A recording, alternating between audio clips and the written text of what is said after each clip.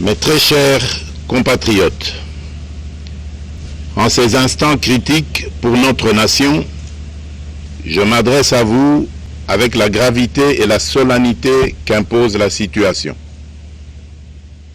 L'Est de notre pays, en particulier les provinces du Nord Kivu, du Sud Kivu et de l'Ituri, fait face à une aggravation sans précédent de la situation sécuritaire.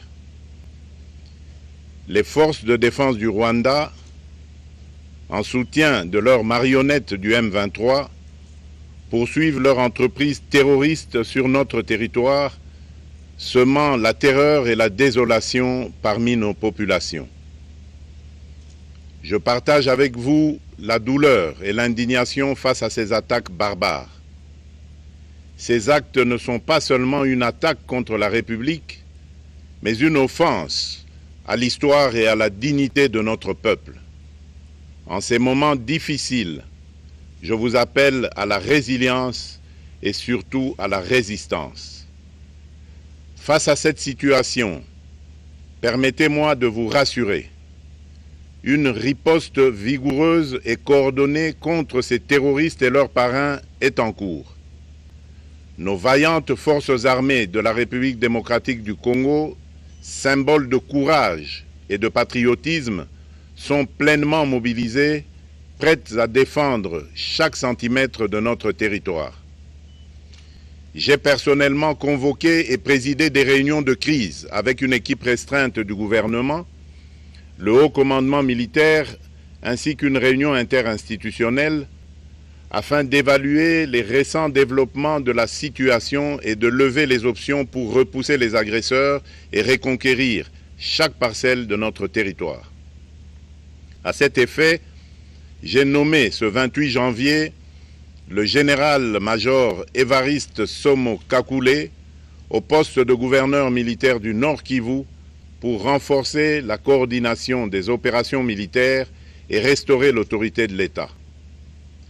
Parallèlement, nous avons engagé d'importantes démarches diplomatiques, notamment au sein du Conseil de sécurité des Nations Unies, ainsi que dans le cadre du processus de paix de Luanda, auquel nous restons pleinement engagés malgré les obstacles. Nous privilégions la voie du dialogue, mais toujours avec lucidité, tout en restant fermement résolus à défendre notre territoire et notre souveraineté par tous les moyens nécessaires. Mais ce combat n'est pas seulement celui des FARDC. C'est le combat de tout un peuple, le combat de notre identité congolaise, afin de léguer aux générations futures un pays prospère et en paix. À tous nos compatriotes, dans chaque province, chaque ville, chaque territoire et chaque village, ainsi que ceux de la diaspora, sans distinction d'appartenance ethnique ou politique, unissons nos efforts. Apportons un soutien indéfectible, moral et matériel à nos vaillants soldats. Mobilisons-nous comme un seul homme pour défendre notre souveraineté et sauvegarder notre intégrité territoriale. Je suis pleinement conscient des souffrances de nos compatriotes qui fuient les hostilités. Le gouvernement est instruit d'activer le plan d'urgence humanitaire pour venir en aide aux déplacés.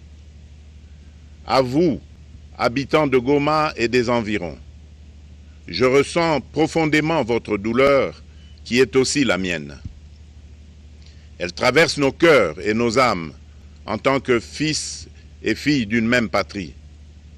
Mais face à cette épreuve, je vous exhorte à puiser dans cette force intérieure qui fait la grandeur du peuple congolais. Résistez avec courage. Faites preuve de vigilance constante et gardez votre calme malgré l'adversité. Sachez que nous ne sommes pas restés inactifs. Des plans de contingence sont préparés pour assurer la protection de la population civile et prévenir toute escalade de la violence. Les dispositifs de sécurité ont été renforcés pour protéger les zones stratégiques et nous travaillons sans relâche pour garantir le fonctionnement des services essentiels. Je tiens à rendre un hommage solennel à tous ceux qui ont payé le prix ultime dans cette lutte pour notre dignité et notre souveraineté. J'ai une pensée pieuse pour le général-major Peter Chirimwami, gouverneur militaire du Nord Kivu, tombé les armes à la main. Je m'incline avec respect devant la mémoire de tous nos militaires et de tous les Wazalendo tombés sur le champ d'honneur.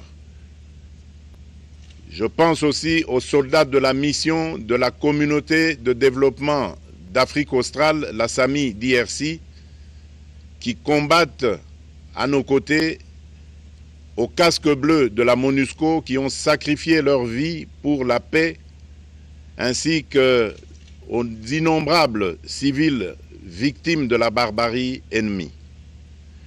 Leur courage et leur sacrifice ne seront jamais oubliés, et nous portons leur flambeau avec la ferme détermination d'achever leur noble combat. Je voudrais ici interpeller directement la communauté internationale et l'Union africaine. Le Rwanda continue de violer ouvertement et sans scrupule les principes fondamentaux de la Charte des Nations Unies ainsi que les accords régionaux. Pire, ces agissements se déroulent dans une impunité totale et ce, avec un mépris manifeste des règles internationales et des valeurs que ces institutions sont censées défendre. Cette attitude arrogante, qui ne cherche même plus à masquer ses forfaits, est une provocation inacceptable à l'égard de notre souveraineté et de la stabilité régionale. La présence de milliers de soldats rwandais sur notre sol, leur soutien politique, logistique et militaire à leur pantin du M23, ainsi que leur implication dans l'exploitation illégale de nos ressources naturelles, nous conduisent tout droit à une escalade aux conséquences imprévisibles, mettant en danger toute la région des Grands Lacs. Votre silence et votre inaction face à la barbarie du régime de Kigali et aux atrocités perpétrées par ses supplétifs sur notre territoire constituent un affront non seulement à la République démocratique du Congo, mais également aux valeurs universelles de justice et de paix. Le peuple congolais prend acte de cette passivité qui frôle la complicité. Soyez sûrs d'une chose, la République démocratique du Congo ne se laissera pas humilier ni écraser. Nous nous battrons et nous triompherons. Congolaises et Congolais, l'heure est certainement grave, mais notre détermination est encore plus inébranlable. Ce moment critique nous offre l'opportunité de montrer au monde ce qui fait notre force, c'est-à-dire notre unité sans laquelle tous nos efforts seraient vains. Je vous appelle à être vigilants, mais à ne pas céder à la haine, aux divisions ou à la violence. Je condamne avec la plus grande fermeté les actes de vandalisme et de pillage qui ont visé certaines missions diplomatiques accréditées en République démocratique du Congo, ainsi que des intérêts privés dans la ville de Kinshasa. Ces comportements irresponsables dénaturent l'expression saine de notre colère face à l'agression barbare nous imposée et jettent une ombre sur les manifestations pacifiques de soutien à nos vaillantes forces armées qui luttent avec courage et abnégation pour défendre notre souveraineté. Notre engagement doit rester ferme et discipliné.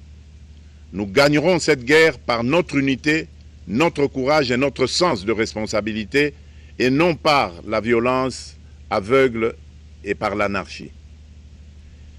Cette victoire ne sera possible que si chaque Congolais, où qu'il soit, prend toute la mesure du combat qui est le nôtre. J'appelle donc la nation entière, hommes et femmes, jeunes et vieux, acteurs politiques, opérateurs économiques, membres de la société civile, confessions religieuses, artistes et sportifs à se mobiliser, à faire bloc derrière nos vaillantes forces armées et à contribuer chacun à son niveau à l'effort de guerre. J'ai instruit le gouvernement de mettre en place des mesures rigoureuses de réduction du train de vie des institutions et de leurs animateurs afin que les ressources ainsi économisées soient directement réorientées vers le soutien à nos forces armées. Dans cet effort national, j'en appelle également à la responsabilité du secteur privé qui est invité à contribuer activement à cette cause commune. Nos soldats se battent avec héroïsme pour la défense de notre intégrité territoriale et de notre souveraineté. Ils ont besoin de notre soutien total, qu'il soit moral, matériel ou logistique. À la jeunesse congolaise, pilier et espoir de notre nation, je vous exhorte à répondre massivement à l'appel de la patrie. Le moment est venu de vous lever, de mettre votre énergie et votre créativité au service de la nation. Nous devons renforcer nos rangs et chaque jeune Congolais prêt à défendre son pays a une place au sein de nos forces armées. Enrôlez-vous massivement dans l'armée. Vous êtes le fer de lance de notre projet et votre mobilisation est déterminante pour la victoire finale. Aux braves populations du Nord Kivu, du Sud Kivu et de l'Ituri, vous êtes le symbole de la résilience congolaise, une source d'inspiration pour toute la nation. Vous n'êtes pas seuls dans cette épreuve. La République tout entière se tient à vos côtés, unis dans l'espoir et la lutte. Ensemble, nous ferons face et surmonterons cette épreuve. À nos vaillantes forces armées et aux vaillants patriotes Wazalendo, véritables sentinelles de la souveraineté nationale, je rends un hommage appuyé et vous exprime au nom de toute la République notre reconnaissance infinie et notre fierté inébranlable. Votre bravoure, votre discipline et votre engagement sans faille inspirent et mobilisent tout un peuple déterminé à défendre son territoire. Sachez-le, la République ne vous abandonnera jamais. Votre combat est le nôtre et vos sacrifices ne seront jamais oubliés. Vous incarnez l'honneur de la nation congolaise. À tous mes compatriotes, d'ici et de la diaspora, la République démocratique du Congo ne pliera pas. La République démocratique du Congo ne reculera pas. Je ne vous abandonnerai jamais. J'en fais ici le serment. Le soleil n'a pas cessé de briller sur notre patrie. Ensemble, main dans la main, nous surmonterons cette tempête et nous ouvrirons une ère nouvelle de paix et de prospérité pour les générations futures. Que Dieu bénisse la République démocratique du Congo et son peuple. Je vous remercie.